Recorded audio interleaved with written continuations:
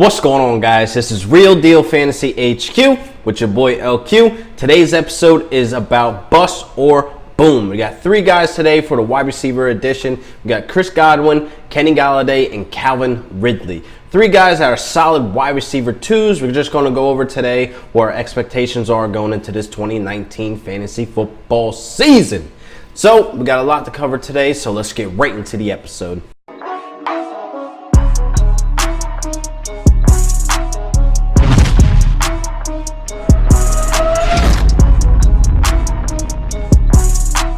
First up, we're going to be talking about Calvin Ridley for the Falcons. Now, he had 821 yards receiving, 64 receptions, and 10 touchdowns, people. Very impressive for the rookie going into this next season. Let's just hope he can keep this momentum.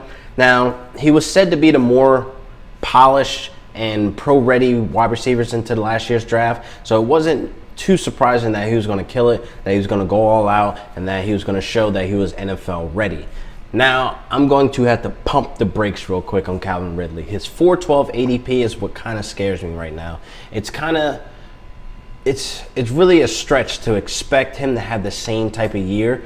If not better, it's possible. But I just want to take a moment and think. At 412, the fourth round, and going into the early fifth round, he's a solid wide receiver too. It's just that I'm a bit pricey on that 412 spot right there. There's a lot of guys still available, and Ridley is not the guy that I'm going to go all in out just to go grab for just because he's there in the fourth round or the early fifth round. Now, hear me out of why. Now, Ridley caught a lot of people by surprise, being a good, reliable target for Matt Ryan in that offense, but red zone offense was terrible in the beginning of the year, and then obviously they picked it up through the mid and then finishing off the season pretty well in the red zone. So Ridley saw a lot of those targets in the red zone to where that's why he has those 10 touchdowns. Now, if you cut those touchdowns in half and you look at Ridley's numbers, he's kind of like an average wide receiver. Now, it's kind of a stretch to think that he can get 10 or more touchdowns going into this next season. Now, him playing across from Julio Jones does play a factor in all this, people, so do remember that. Now, Julio demands all the attention, demands the double coverage. Now, Ridley faced single coverage, man coverage more often than not, so that was also a role. So defenses are going to watch tape, and they're going to see what Ridley does. They're going to see what the offense is, how they gel together, and they're going to put a stop to Ridley. So it's kind of crazy, and it's kind of a stretch to expect 10 touchdowns again out of Ridley. Even though he led in his wide receiver rookie class in yards, reception, and touchdowns, it's a stretch just to expect that going into this next season. Now, something worth noting about Ridley, now, when it came to his snap percentage, he was only on the field 65% of the time. That was his average season, a snap percentage there. Now, he only saw 3 games this year where he was on the field for 70 to 74% of the time. Now, of course, when the red zone was creeping up and inside the red zone, inside the end zone, that's where we knew Ridley was in the game. That's where those 10 touchdowns came from. Now, I'm not sold on a wide receiver too that's not on the field at least 75 to 80% of the time. That's an average that I want my wide receiver 2 on the field. So him not being on the field this much is kind of like, not too sold on it just yet at that 412 spot, early fifth round. Now, it could change. It's subject to change. Now, he could see an increase in snaps, being that he had such a good rookie year. But again, Julio demands all that attention. He runs that offense. So it's only one to assume that his targets will possibly be the same way he had, but it doesn't mean he's going to catch everything, people. It's just how many times that Matt Ryan looks his way, basically. But it's, again, a stretch to think that Ridley will have the same year going into this next season, being that a lot of people seen tape. A lot of people are going to be looking out for him. You know how it goes. Kid kills it in 1 year, and then boom, next year he has a sophomore slump.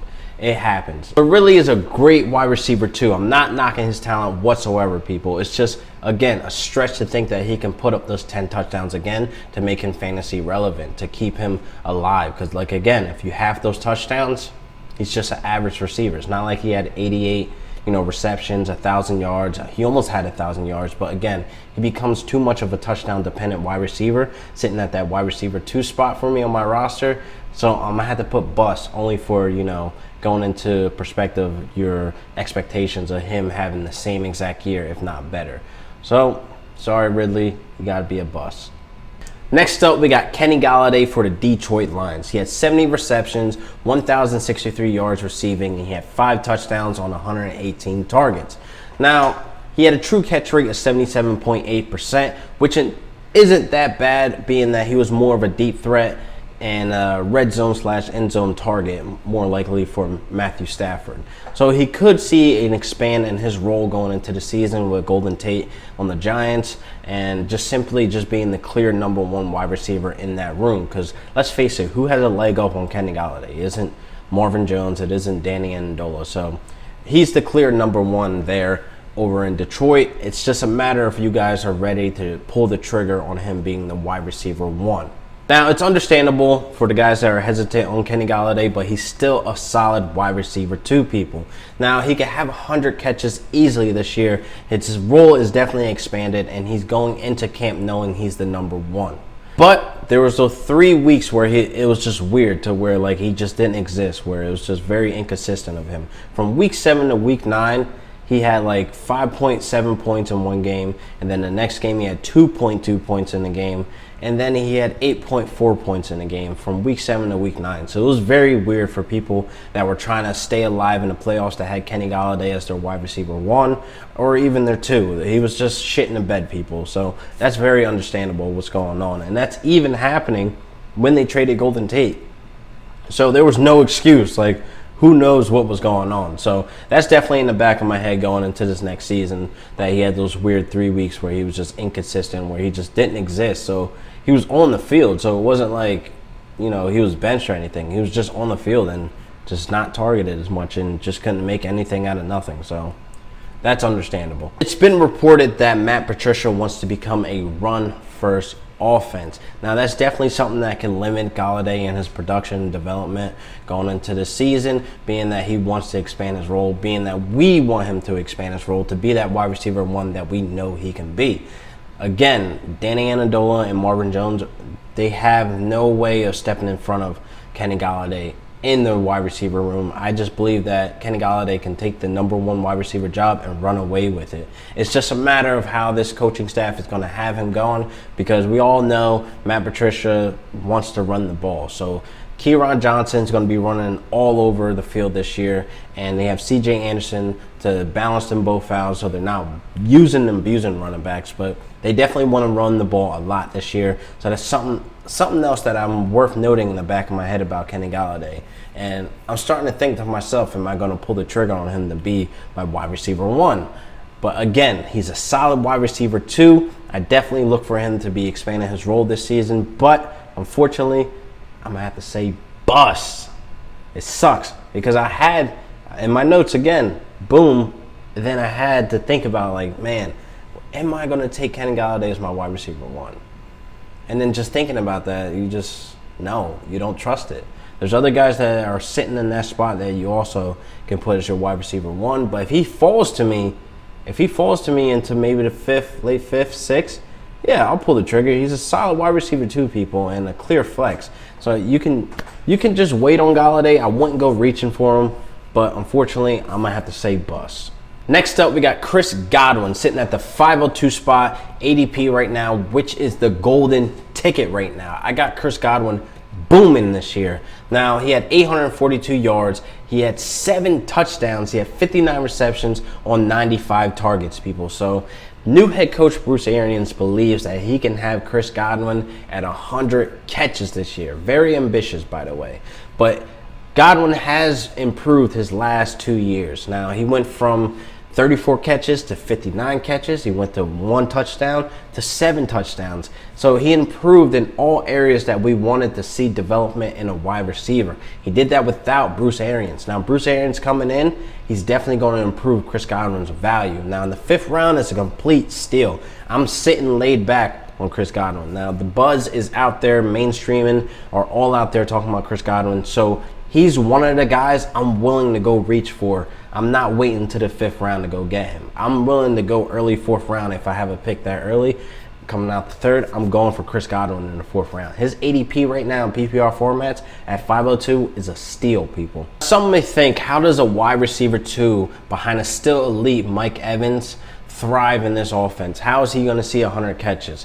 I'm buying what Bruce Arians is selling because Chris Godwin's going to be playing in the slot. And if you don't remember Bruce Arians in Arizona, how he had Larry Fitzgerald catching 100 catches every season, people. So he thrived in Arizona playing in the slot for Larry Fitz. So him coming over and transitioning in that same offense into Winston, it all will come down to Winston being an above average quarterback or just being a good quarterback. It doesn't matter. He just needs to be on his A game. Now, something that we do know, Winston throws a lot of interceptions, so that will definitely play a role, and hopefully Bruce Arians can get that down. So again, all this will come down to how Winston plays. He doesn't have Fitz magic in the back of his head. He doesn't have him creeping up on his heels. Winston is the guy in Tampa Bay now. So again, Chris Godwin, he could be one of the breakout shining stars on this offense next to Mike Evans and that three wide receiver set they're hopefully going to be running. Now they're trying to get the running back Ronald Jones and then Peyton Barber as a 1-2 punch, but I kind of see Rojo jumping ahead of Peyton Barber and just run away with the running job. Now, all this offense needs to be booming for all this to work, for Mike Evans to still eat. I mean, he's going to eat regardless, honestly. Even with a bad season, he still managed to eat.